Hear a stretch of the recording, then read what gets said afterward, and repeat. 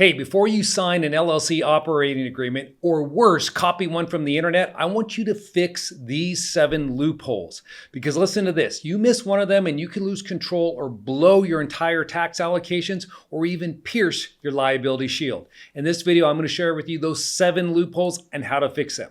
All right, let's get started. Okay, so here's what's shocking. Over 40% of LLCs either don't have an operating agreement at all, or they're using some generic template that somebody downloaded off the internet or a friend gave them. And if that's you, I want you to stop everything and listen carefully, because what I'm about to explain to you could be the difference between keeping your assets safe or actually losing them all in a lawsuit. I recently had a client come to me, and we'll call him David, who thought he was protected because he had his rental properties in a limited liability company. And when he got sued by his tenant, his attorney discovered that his operating agreement was basically worthless. It was this one-page template that didn't address any of the specific issues that real estate investors face. And the result was the court was able to pierce his corporate veil, and David lost 2 rental properties worth over $800,000. So, loophole number 1, the generic business purpose trap. And if you watch my other videos, you've actually seen where I've gone through LLC operating agreements and I've pointed this out, that this is a huge mistake that people make when they're creating LLC operating agreements. And it's actually potentially costing you millions of dollars with this loophole, because most operating agreements, unfortunately, contain vague language like this. The ability to engage in any lawful business activity. Now, here's a problem with that clause. When you're dragged into court and opposing counsel or judges are scrutinizing every word in your operating agreement, because what they want to do is break that operating agreement to get after you personally, so they're looking for weaknesses. A generic clause like that doesn't show intent or prove your LLC was set up for a legitimate business purpose. Even worse, some agreements only list what you can't do without actually clarifying what you can do. And actually, you saw that in that video I cut explaining how a limited liability company operating agreement that somebody sent to me did just that. And if I was attacking it, that's what I would use to pierce the veil. So what ends up happening is that this creates massive gray areas that can be exploited by opposing counsel. Now, the fix, it's real simple. What you need to do is be as specific as possible on your business purpose. This is a very important clause. So if your LLC, let's say, was set up for real estate investing, spell it out clearly. If you're trading securities, say so. If you're doing short-term rentals, include that in that business purpose. Okay, because this specifically strengthens your asset protection and makes it much easier to work with third parties such as banks, insurance companies, and even title companies when they want to look at that operating agreement. Okay, so that brings me to loophole number 2, and that's called the management authority nightmare. Now, this second loophole involves unclear management structures and decision-making authority, and I see this constantly in multi-member limited liability company operating agreements where no one is ever clearly defined sometimes at who actually has the control. Is it the members or is it managers?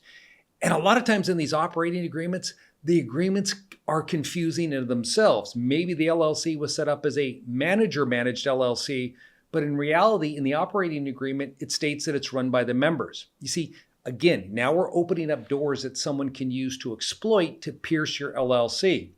So we don't want to create these dangerous scenarios. In member-managed LLCs, the default rule gives each member equal decision-making rights regardless of their ownership percentages. So imagine this.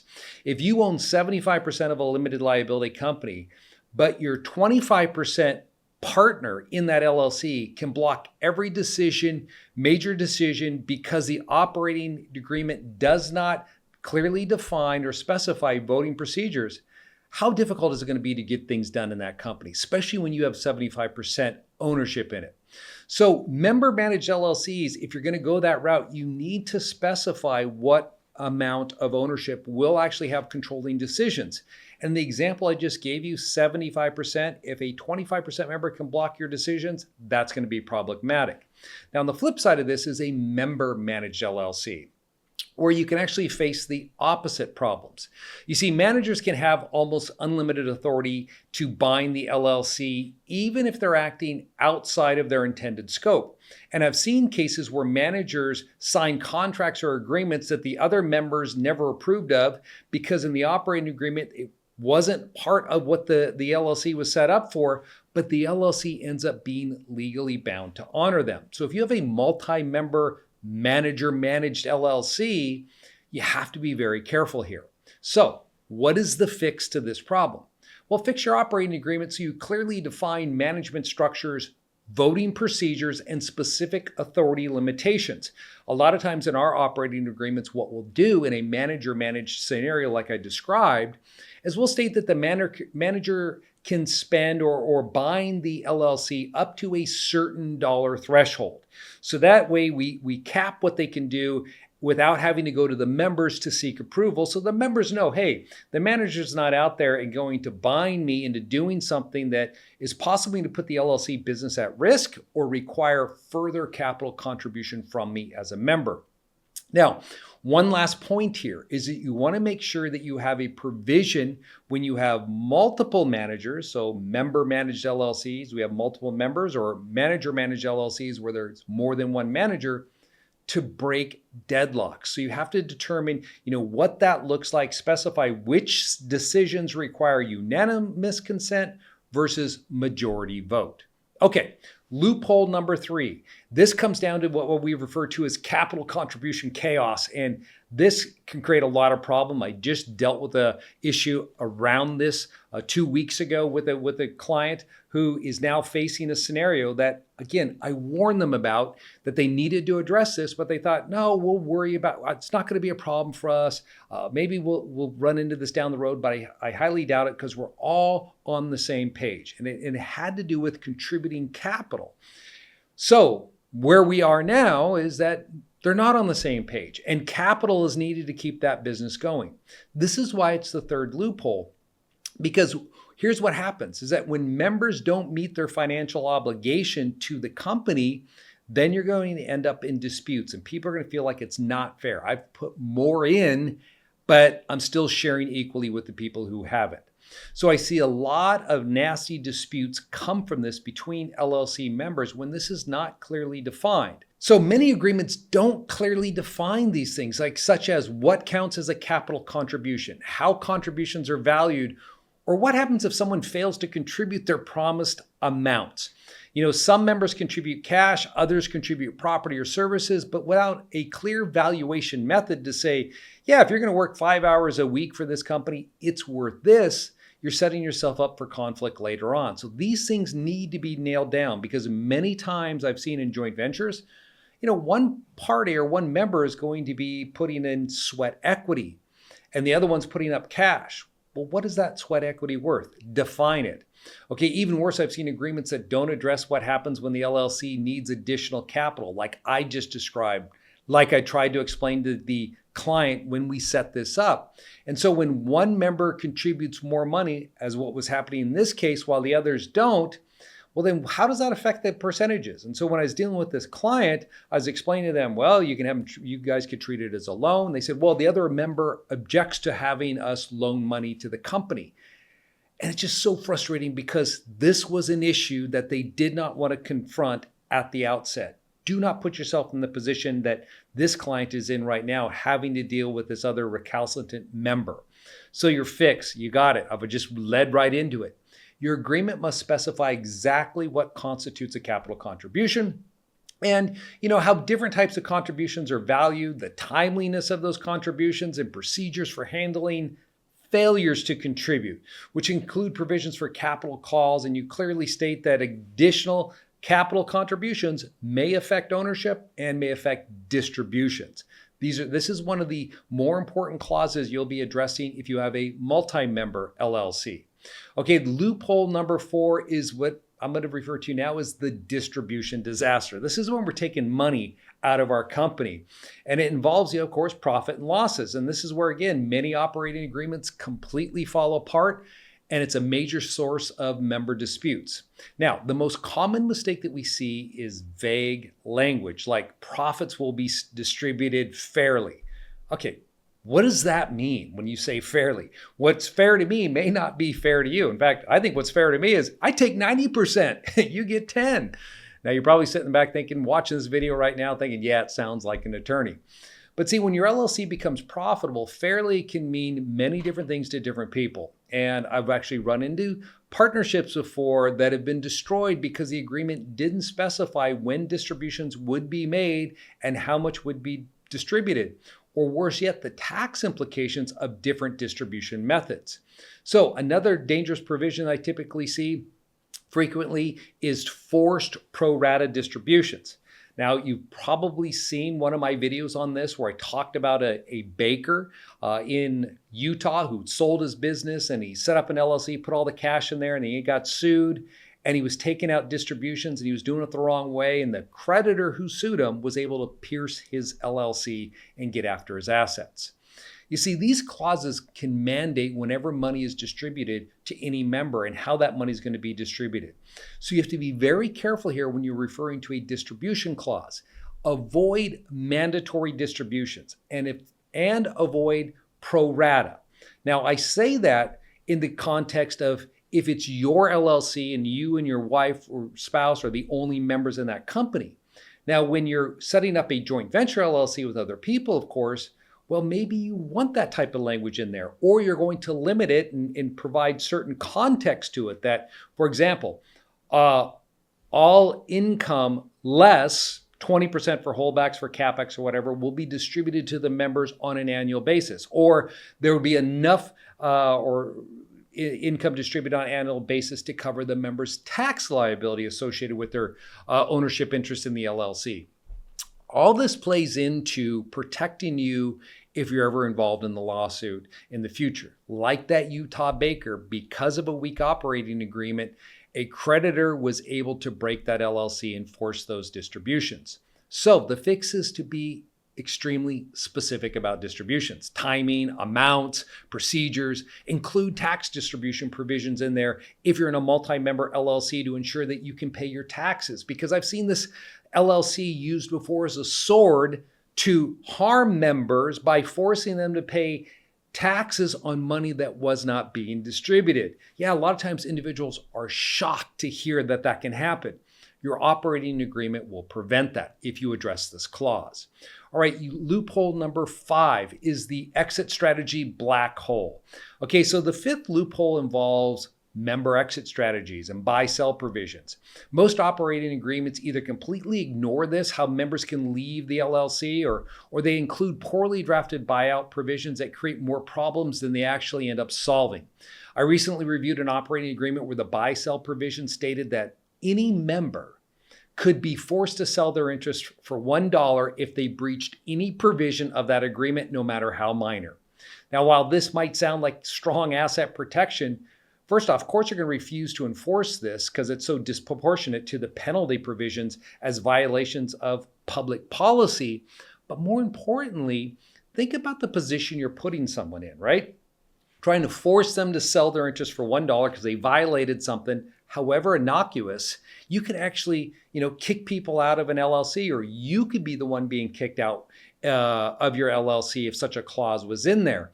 And so you have to understand this is another issue that can come up with LLCs when these businesses are being run, typically in 2, 3, or 4 years into the future. So what does this really mean then? Is that agreements without clear exit strategies leave members trapped in bad situations with no proper way to exit without expensive litigation.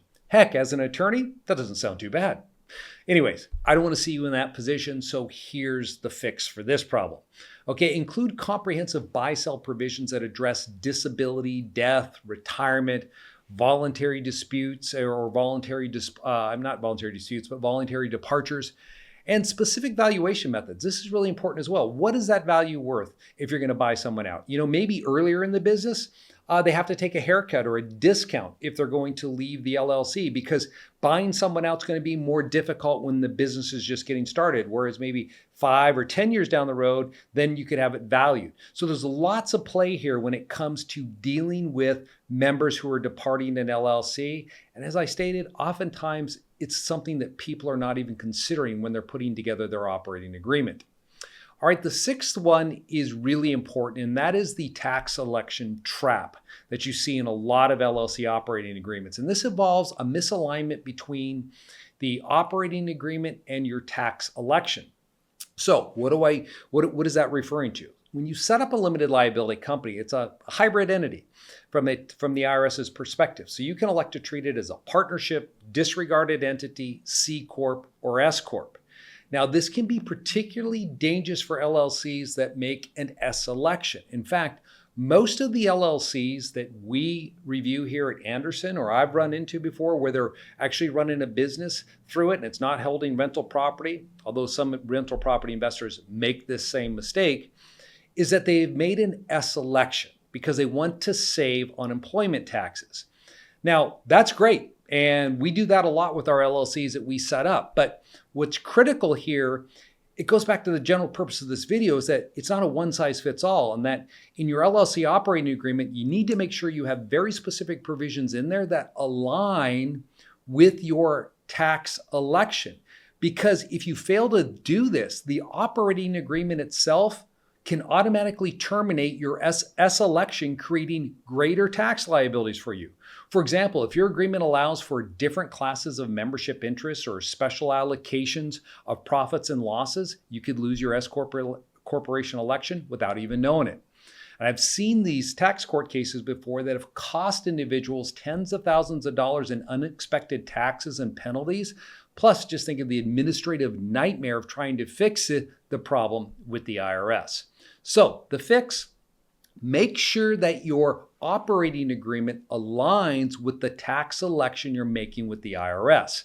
Okay, so if you're electing S corporation tax status, your agreement must meet strict requirements regarding ownership structures and profit allocations, or you risk blowing this. All right, now my last loophole, number 7, is the amendment and record keeping failure. You see, the 7th and final loophole involves amendment procedures and record keeping requirements. Many agreements don't typically specify how they can be amended, or they create such rigid amendment and bookkeeping or record keeping procedures that make it nearly impossible for someone to comply with the operating agreement. You see, you want your operating agreement to be flexible because your business is going to be evolving. And so maybe you need to add members in the future. Maybe you need to change a management structure or modify distribution methods. Without having a proper amendment procedure in there, you could find yourself stuck with outdated terms that no longer serve your business. Now, record keeping, that's equally as critical. And I've seen situations before where people have operating agreements that state they have to have quarterly meetings, and the individuals who have the LLC aren't even aware of that.